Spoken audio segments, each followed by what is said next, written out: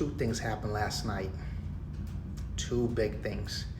One, uh, the Eagles beat Kansas City as in the only way that you can beat Kansas City. Then the other thing was this game was an indictment on the Buffalo Bills. Let's get into it. So as the game started, I'm watching it. I saw offensive line play and defensive line play, which for most people that are novices, offensive line and defensive line play does a great job of predicting the outcome of the game. And the Eagles were only rushing. Well, they weren't rushing. They only sent like 4 defensive linemen. And those defensive linemen were getting home and getting to Patrick Mahomes.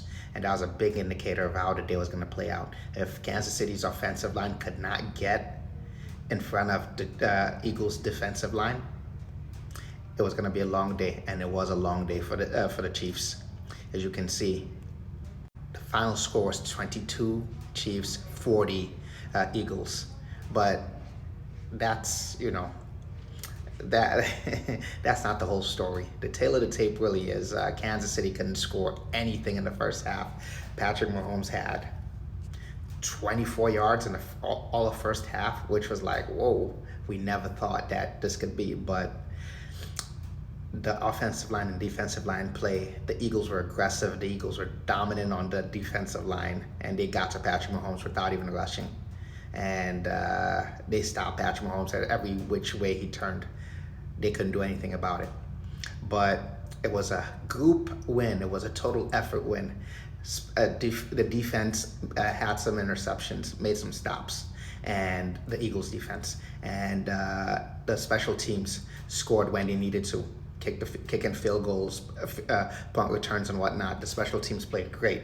And Jalen Hurts, when he has opportunities, took advantage of them. Even though the Chiefs stopped Saquon Barkley and said, what's it called? Dared Jalen Hurts to beat him. Jalen Hurts came through and he did what he needed to do and executed the game plan to a T, because that was the only way. And the other thing is running up the score. And that's the only way, really.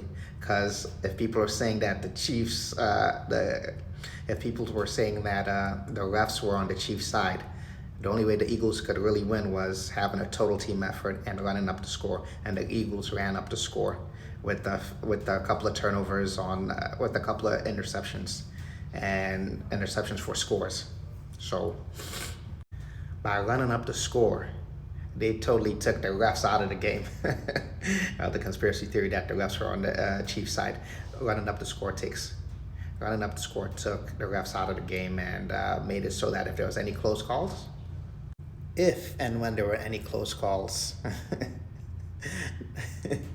it wouldn't matter, because the Eagles were already far ahead. That was a total team effort, a total group effort, and bravo, the Eagles deserved it.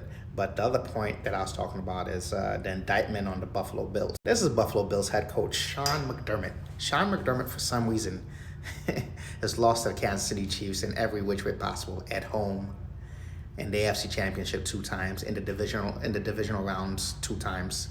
They've lost to the Chiefs in every which way possible. This is just an indictment. That game last night was an indictment. He's a defensive-minded head coach. He's a defensive head coach, period. And the Bills defense cannot seem to come up in big moments and play as they should. Whenever they face Kansas City in the playoffs, they crumble. Every time in the playoffs. In the regular season, it's a different case. But in the playoffs, they crumble.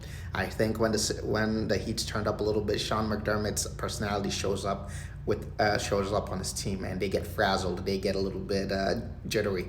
That shouldn't be the case. When the occasion arises, you should arise to the occasion.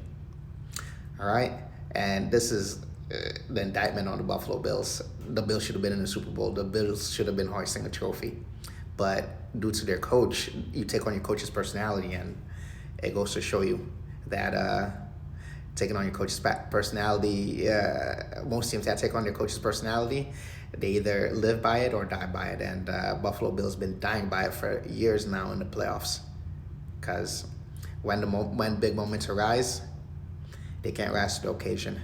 For more content like this, like, follow, and share. My name is Amadou the Great. Catch you later.